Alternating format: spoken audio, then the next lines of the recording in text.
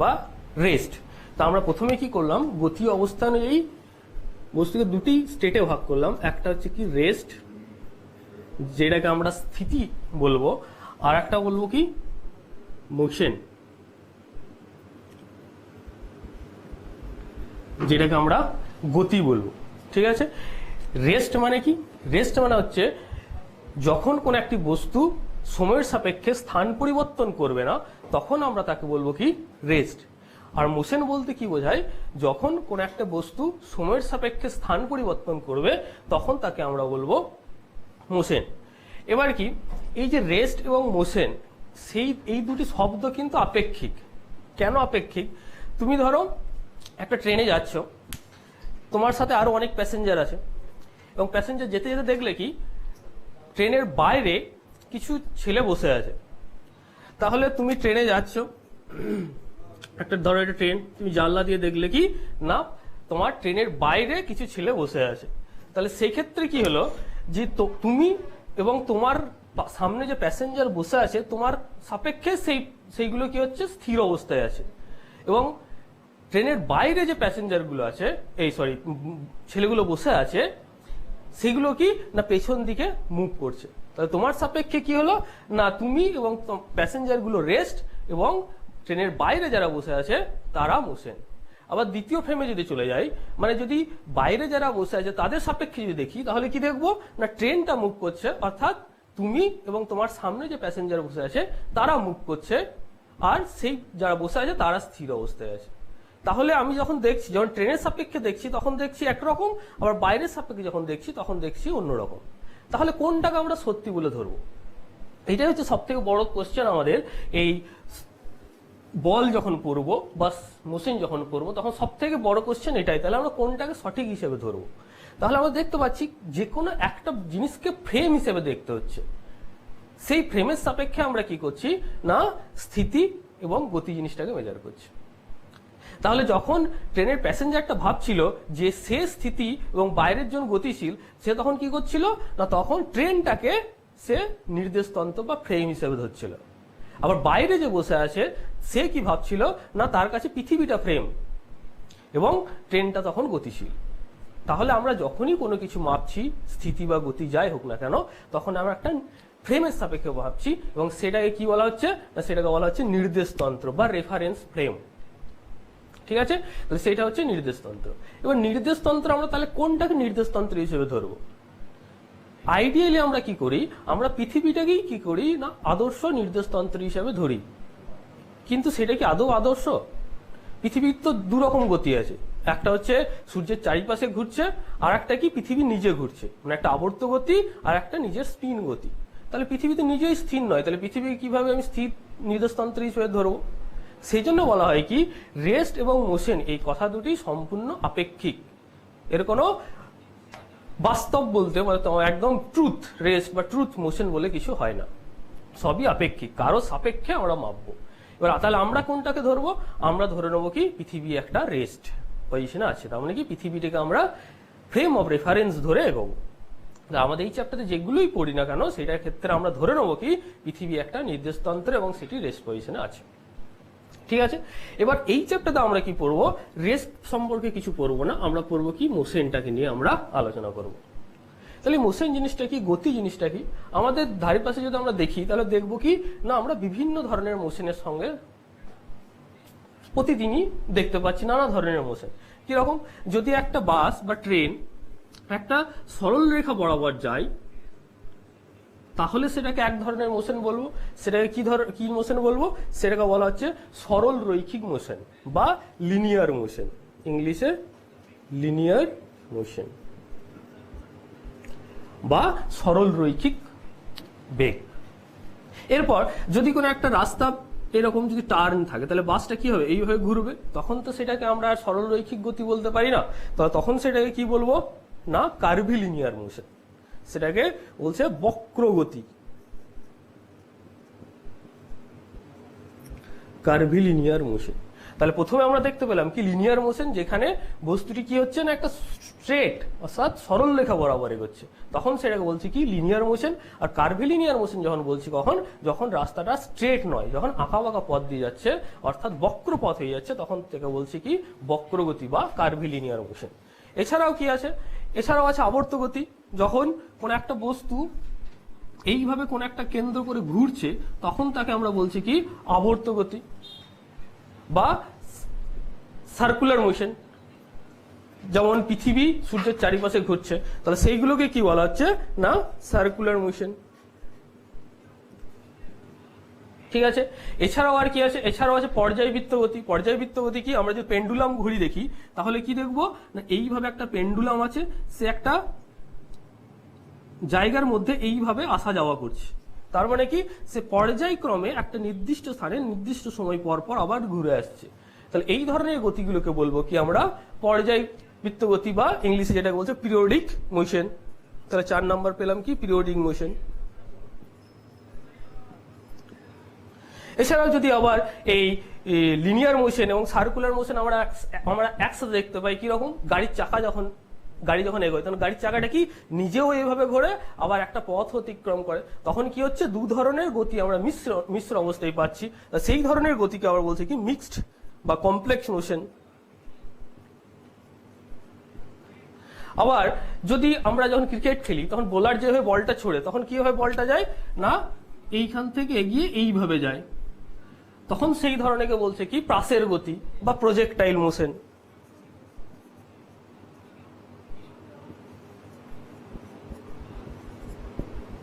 তাহলে এইভাবে দেখতে গেলে আমরা অনেক ধরনের মোশন কিন্তু আমরা দেখতে পাবো।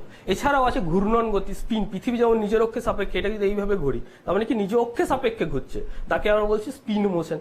তাহলে কি হচ্ছে না আমরা দেখতে পাচ্ছি বিভিন্ন ধরনের মোশন কিন্তু আমাদের আছে।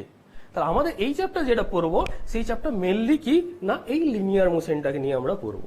আমাদের মেন টপিক কি আলোচনার বিষয় হবে লিনিয়ার মোশন। তার মানে কি বস্তুটি একটি সরল রেখা বরাবর এগোবে। আমরা যত হায়ার স্টাডিতে যাব তত আমরা এই ধরনের মোশনগুলোকে আরো পড়বো। ক্লাস 11-এ যখন যাব তখন দেখবো প্রজেক্টাইল মোশন পড়বো, অসিলেশন পড়বো, তার মানে কি প্রজেক্টাইল কি বলে পর্যায়বৃত্ত গতি পড়বো। তো এই ধরনের যত উঁচু ক্লাসে যাব তত আস্তে আস্তে বিভিন্ন ধরনের মোশন সম্পর্কে আমরা দেখবো এবং বুঝবো। তাহলে এখন আমাদের যেটা বিষয় সেটা হচ্ছে কি লিনিয়ার মোশন। তাহলে লিনিয়ার মোশন তার মানে কি বস্তুটি কি হচ্ছে না এক জায়গা থেকে এক জায়গাতে এগোচ্ছে, তার মানে কি হচ্ছে বস্তুটি কি স্থান পরিবর্তন হচ্ছে। তাহলে সেটাকে মেজার করব কিভাবে, দেখা যায় সেটাকে উদাহরণ দিয়ে প্রথমে বলি তাহলে আরো বুঝতে সুবিধা হবে। এটাও দুভাবে মেজার করা যায়, একটা উদাহরণ দিয়ে বলি তাহলে হয়তো সুবিধা হবে। ধরো তুমি এটা তোমার বাড়ি, তুমি কি করলে খাওয়া দাওয়া করে এখান থেকে স্কুল থেকে ঘর থেকে বেরোলে কিসের জন্য না স্কুল যাওয়ার জন্য। এটা ধরো তোমার স্কুল, ঠিক আছে, মা বললো ঘর থেকে বেরিয়ে সোজা স্কুলে যাবে, কিন্তু স্কুল থেকে বেরিয়ে ঘর থেকে বেরিয়ে তোমার মনে পড়লো কি না এইখানে একটা ভালো চপ সিঙ্গাড়ার দোকান আছে। তুমি কি ভাবলে যে আমি যাব এখানে চপ সিঙ্গাড়া খাবো তারপর আমি স্কুলে যাব, ঠিক আছে, এটা হচ্ছে তোমার স্কুল। তাহলে তুমি কি করলে ধরো এইখান থেকে এই যে দোকান, সে দোকানটার দূরত্ব আমি ধরলাম 3 কিলোমিটার।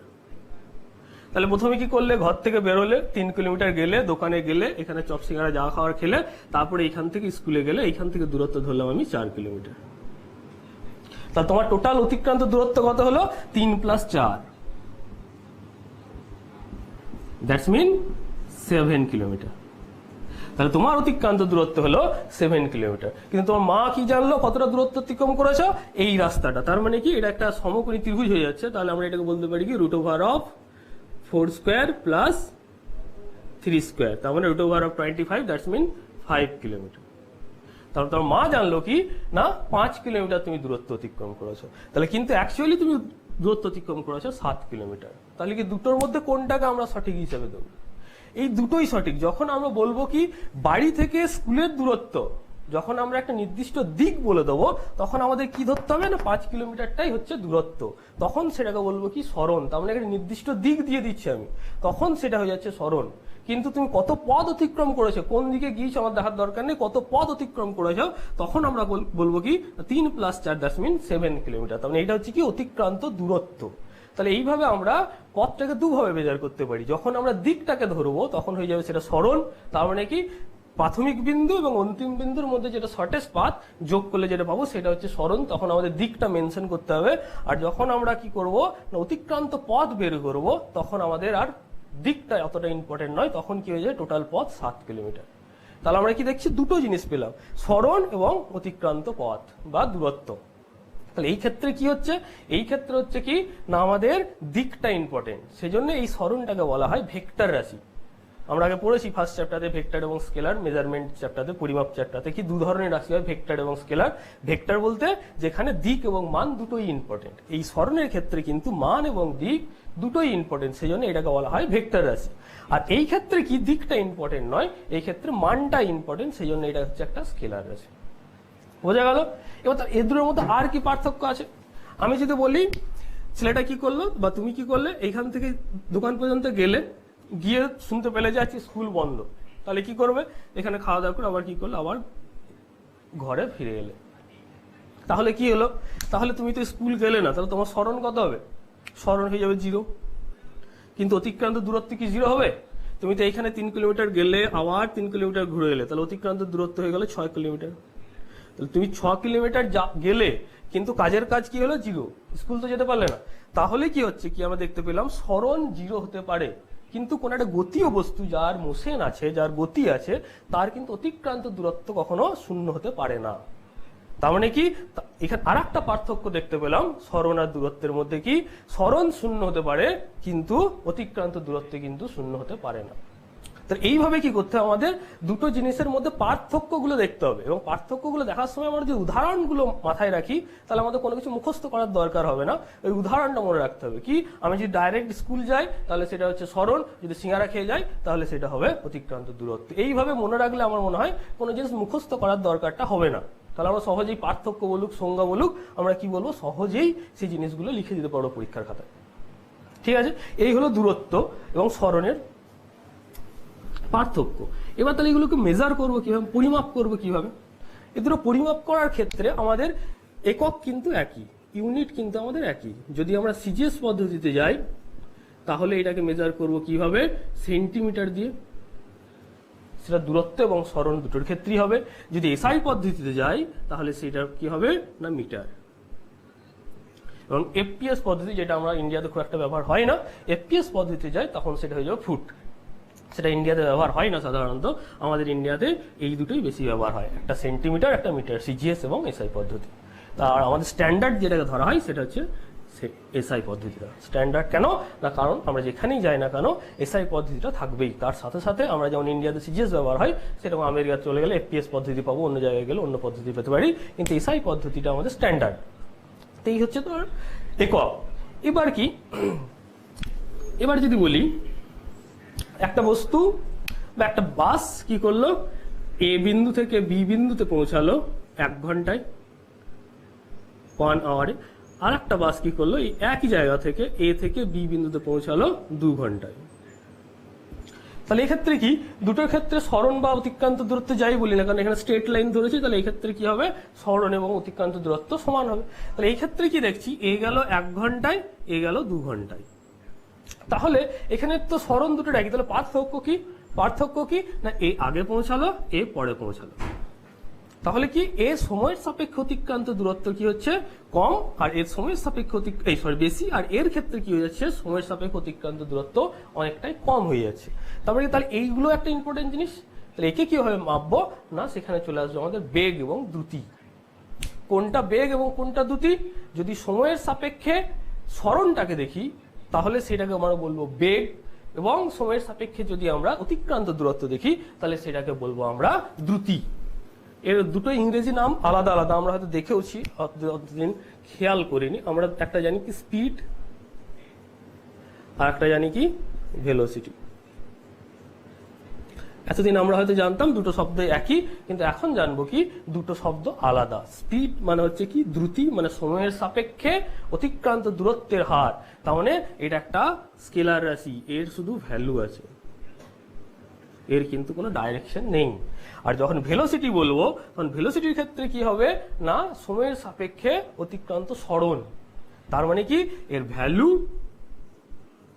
এবং ডাইরেকশন দুটোই আছে। ঠিক আছে, তাহলে ভেলোসিটি মানে কি ভ্যালু এবং ডাইরেকশন দুটোই থাকবে, তার মানে কি ভেক্টর কোয়ান্টিটি। আর স্পিডের ক্ষেত্রে কি হবে, শুধুমাত্র ভ্যালু থাকবে, সেটা হয়ে যাচ্ছে কি না স্কেলার কোয়ান্টিটি।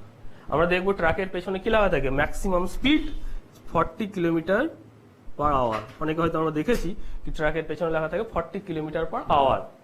ঠিক আছে, তাহলে কিন্তু ভেলোসিটি লেখা থাকে না, কারণ কি ট্রাক তার সরলরেখা বরাবর যায় না, যেদিকে রাস্তা সেদিকে যায়, সেজন্য সেক্ষেত্রে ভেলোসিটি কথাটা উল্লেখ হয় না, উল্লেখ হয় কি স্পিড কথাটি। তখন কিন্তু সেটা স্কেলার কোয়ান্টিটি, ভেক্টর নয়।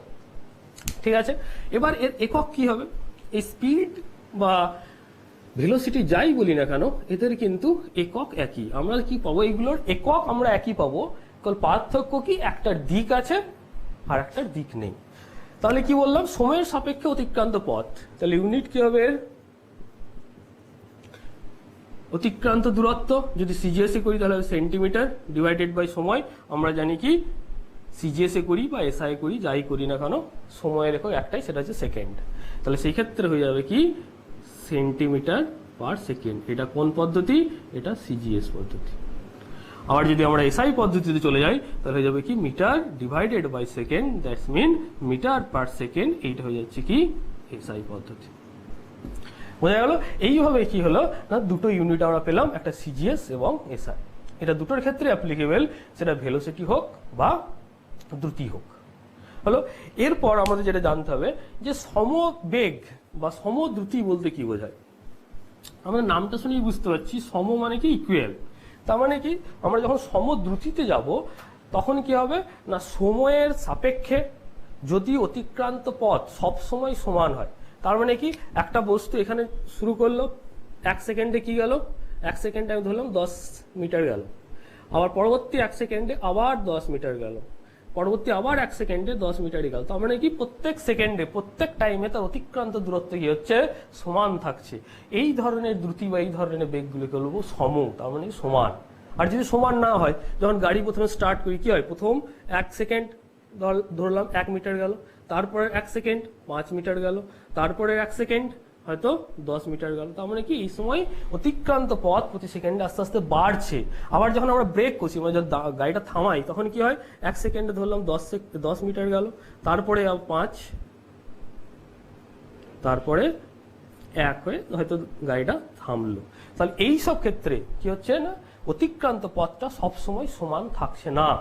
এইগুলোকে বলা হয় কি অসমবেগ বা অসমদ্রুতি। যদি আমাদের দিক থাকে তাহলে হবে অসমবেগ কথাটা ব্যবহার করব, যদি দিকটা ইম্পর্টেন্ট না হয় তাহলে আমরা দ্রুতি কথাটা ব্যবহার করব। বোঝা গেল? এছাড়াও আমাদের যেটা আছে সেটা হচ্ছে তাৎক্ষণিক বেগ বা তাৎক্ষণিক দ্রুতি। তাৎক্ষণিক কথাটা বুঝতে পারছি কি, কোন একটা ফ্র্যাকশন অফ টাইমের জন্য যখন বেগ বা দ্রুতি খুব র্যাপিডলি চেঞ্জ হবে, তখন আমাদের কি হয়, তখন আমাদের গড় বের করতে খুব অসুবিধা হয়। তখন আমরা করি কি, আমরা যত উঁচু ক্লাসে যাবো তখন দেখবো কি এই তাৎক্ষণিক জিনিসটা বেশি ইম্পর্টেন্ট। কোনো একটা ক্ষুদ্র সময় এই যাচ্ছে, আমরা কোনো একটা ক্ষুদ্র সময় ডেল্টা টি ধরে নিলাম, এই ডেল্টা টি টাইমে কিরকম হচ্ছে সেটা দেখব। কোনো একটা ক্ষুদ্র সময়ে কতটা পথ অতিক্রম করছে সেইটা হয়ে যেত তাৎক্ষণিক। আর পরবর্তীকালে দেখবো যখন গ্রাফ স্ট্রেট লাইন হয় তখন আমাদের কোনো অসুবিধা হয় না, কিন্তু যখন গ্রাফটা স্ট্রেট লাইন না হয় তখন আমরা দেখবো পরবর্তীকালে এইভাবে আমরা ছোট্ট একটা ট্রায়াঙ্গেল নিয়ে এই তাৎক্ষণিক ব্যাপারটা দেখতে হয়। তখন আর এইভাবে হয় না, যখন স্ট্রেট লাইন হয় তখন দেখবো এইভাবে গ্রাফগুলো আঁকবো, এইখান থেকে মান নেবো, এইখান থেকে মান নেবো, মানে এইদিকে যদি আমি টি নিই আর এইদিকে যদি আমি এস নিই, তাহলে এই ক্ষেত্রে ভি বের করার সময় কি করবো, এই যে কোনো একটা পয়েন্ট নিয়ে এইভাবে বের করে নেবো, v equal to s by t. কিন্তু যখন বস্তুটা চেঞ্জ হচ্ছে, বেগটা সময় সাপেক্ষে চেঞ্জ হচ্ছে, তখন তার স্ট্রেট লাইন পাবো না, তখন একটা এইভাবে একটা কার্ভ পাবো। তখন আর এইভাবে আমাদের নেওয়া চলে না, তখন আমাদের কি করতে হয় না, এইভাবে ক্ষুদ্র একটা স্থান নিয়ে একটা ট্রায়াঙ্গেল মেজার করে এই যে পেলাম এইটা আর এই যে এইটা পেলাম, এই দুটোর গড় নিতে হয়। তার মানে কি এই ক্ষেত্রে আমরা কি বের করছি, তাৎক্ষণিক বস্তুটার বের করছি, আর এইখানে কিন্তু গড়টা পেয়ে যাচ্ছে। বোঝা গেল? কখন আমরা তাৎক্ষণিক করব, কখন আমরা গড় করব। আর যদি আমাদের এই ক্ষেত্রে তাৎক্ষণিক খুব একটা লাগবে না, কারণ আমাদের এখন কিছু নেই, ক্লাস 11-এ যখন উঠবো তখন দেখবো যে তাৎক্ষণিক ব্যাপারটা লাগবে। এখন আমাদের গড় জিনিসটা নিয়েই হবে। যেমন যদি বলে যে কোনো একটা বস্তুর প্রাথমিক বেগ ইউ, টি সেকেন্ড পর তার বেগ হলো ভি, তাহলে তার গড় বেগ কত, তাহলে আমরা করবো কি U plus V divided by 2, এটা হয়ে যাচ্ছে কি ভি এভারেজ। তো এইভাবে আমরা এভারেজ বের করব।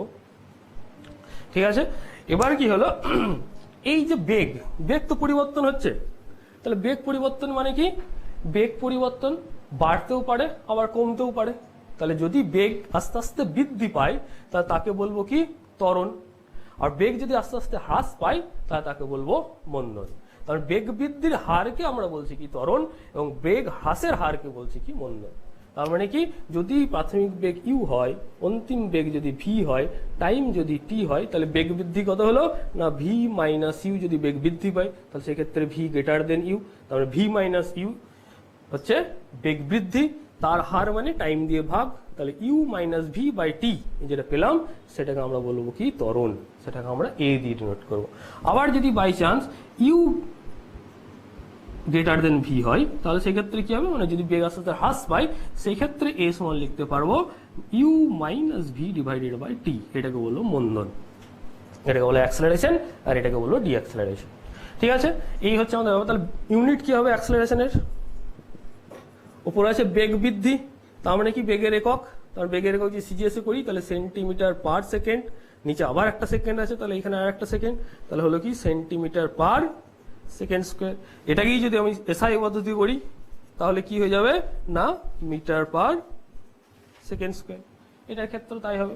এখান থেকে একটা কোশ্চেন আছে কি না, এই যে ত্বরণের ক্ষেত্রে সেকেন্ড কথাটি দুবার আসে কেন, খুব ইম্পর্টেন্ট একটা কোশ্চেন, যে আমরা যখন এই এককটা বলছি এই মিটার পার সেকেন্ড স্কোয়ার, তাহলে এই যে এককে ত্বরণের এককে সেকেন্ড কথাটি দুবার আসে কেন, তাহলে একবার আছে বেগ বোঝানোর জন্য, এই যে এখানে একবার এলো, আর একবার এলো কি বেগ বৃদ্ধির হার বোঝানোর জন্য বা বেগ হ্রাসের হার বোঝানোর জন্য সাউন্ডটি দুবার আসে।